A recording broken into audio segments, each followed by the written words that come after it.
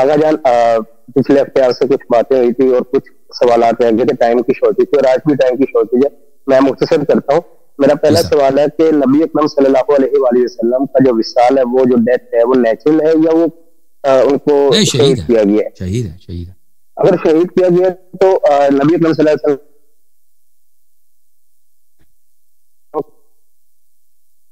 کیا فرما رہا؟ مجھے نہیں سمجھ آ، سوال آپ کا رک گیا، آواز آپ کی رک گئی ہے. دوبارہ اگر شہید ہو گئے تو کیا ہوا؟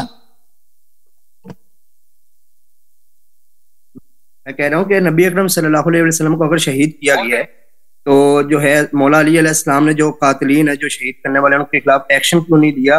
اور جو قاتلین ہے یہ سب امام مہدی علیہ السلام کے لیے، ٹھیک ہے نا، کیونکہ قاتلین نے قبضہ کیا تھا نا حکومت پہ. تذکرہ کر دیں تو قاتلین نے حکومت پہ قبضہ کیا تھا.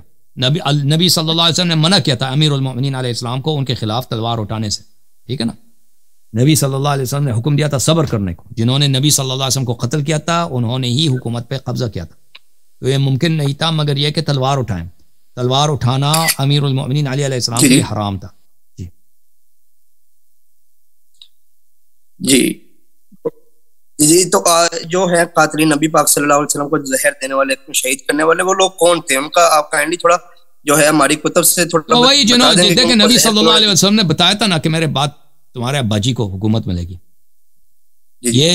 یہ روایات اس کے ایک سے زیادہ ہیں ہمارے ہاں. تو فوراً ان لوگوں نے فوراً منصوبہ بنا دیا کہ حکومت ہمیں ملنے والی ہے تو نبی صلی اللہ علیہ وسلم کو صفایا کیا جائے. انہوں نے صفایا کر دیا. جی ٹھیک ہو گیا. اور جو ہے یہ خالد بن ولید، ہمارے جو ہے اہل سنت والجماعت میں خالد بن ولید کو بہت زیادہ مطلب معرفت دی جاتی ہے، ان کو عزت دی جاتی ہے، مقام دیا جاتا ہے. تو ایکچوئل میں نے ابھی کچھ آپ نے ریسنٹلی ویڈیوز دیکھی تھی بٹ مجھے کلیئر نہیں ہوا کہ اس کا کریکٹر کیا ہے، اس کا رول کیا ہے دین اسلام میں. بہت ہی غلط سیف اللہ کا یہ اس کا کام یہی تھا. دیکھ عمر کے خلافت میں اس کا کوئی رول نہیں تھا کیونکہ عمر اس کا شدید مخالف تھا. اسلام سے پہلے ان کے آپس میں دشمنی تھی.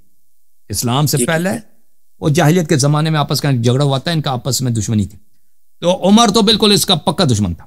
ابو بکر اس کا یار تھا اور اس نے ابو بکر کے مخالفین کو بڑے قتل عام کیے کیونکہ مدینہ میں تو کچھ لوگوں نے بیعت کی لیکن اصل لوگ تو مدینہ کے باہر تھے.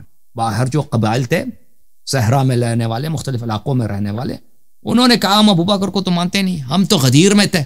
غدیر میں ہم نے دیکھا کہ رسول صلی اللہ علیہ وسلم نے علی علیہ السلام کو اپنا خلیفہ بنایا تھا نا. جی تو اب آپ لوگ کہتے ہو کہ ابو بکر کے ساتھ بھائی ابو بکر کون ہے؟ اور پھر وہ ٹیکسز کا مسئلہ بھی تھا نا، زکاتوں کا. زکات یہ تھا کہ اگر آپ کے پاس اتنے بکریاں ہیں، اتنے اس کا آپ نے اتنا مال دینا.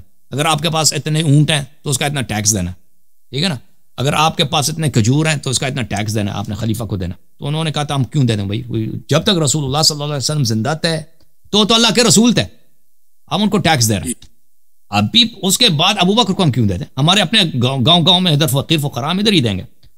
تو ہم انہوں نے بیعت کا بھی مطالبہ کیا تھا، انہوں نے بیعت بھی نہیں کیا تھا. تو ان پہ مرتد کا ٹپڑ لگا کے یہ کیا کرتے تھے، یہ بیچارے مثلا کوئی قبیلہ ہے اس میں 100 لوگ ہیں، 150 لوگ ہیں، وہ صحرا میں کسی جگہ انہوں نے قیام رکھا ہوا ہے نا، کوئی گاؤں ہے کسی کا، قریہ ہے کسی کا، کسی کوئی بستی ہے.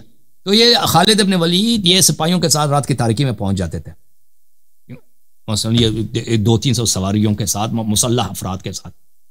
تو رات کے تاریکی میں اچانک حملہ کرتے تھے. وہ بیچارے تو سو رہے ہیں نا، مردوں کو پکڑ کے ان کو ذبح کر دو، عورتوں کو اسی وقت ان کے ساتھ زنا بالجو ریپ کرو، اور ان کے بچوں کو، ان کے مال مویشی سب کو پکڑ کے کہ ہم نے مال غنیمت پکڑا ہے مرتدین کا، مدینہ لے کے جاؤ جی. تو انہوں نے بڑے مظالم کیا. اس نے ابو بکر کی خلافت میں خالد ابن ولید نے، اور ابو بکر کے جو ڈومیسٹک اپوزیشن تھی ان کا صفایا کر دیا اس شخص نے. تو اس کے لیے تو سیف الاسلام تھا نا ابو بکر کے لیے.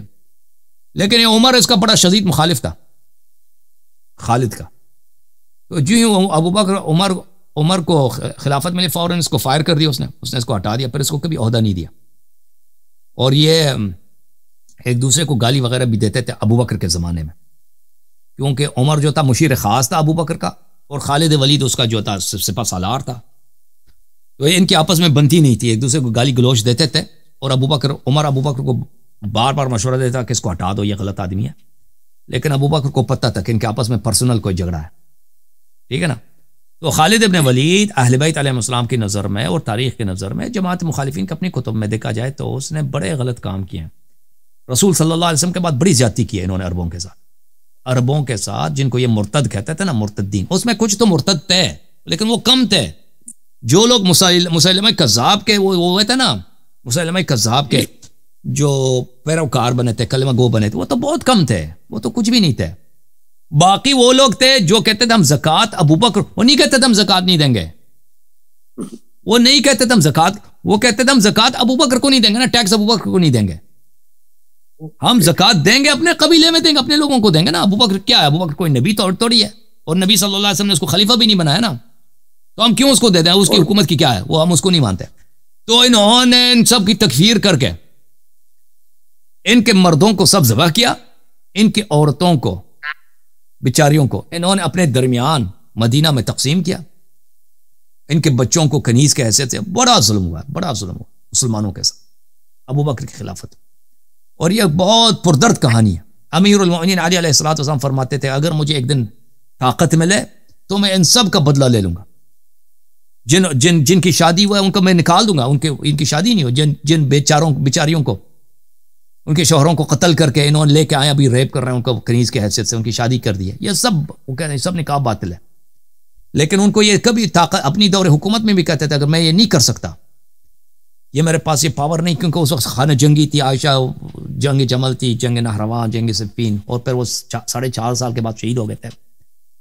تو وہ ہمیشہ کہتے تھے کہ یہ جو ہے یہ کچھ قبائل ہیں کہ ان میں یہ ان کے ساتھ بڑی زیادتی ہوئی ہے اور ان کا جو ہے قصاص لینا ہو. یہ قیامت میں پتہ چل جائے گا نا کہ جن کے ساتھ ظلم ہوا، بہت ظلم ہوا.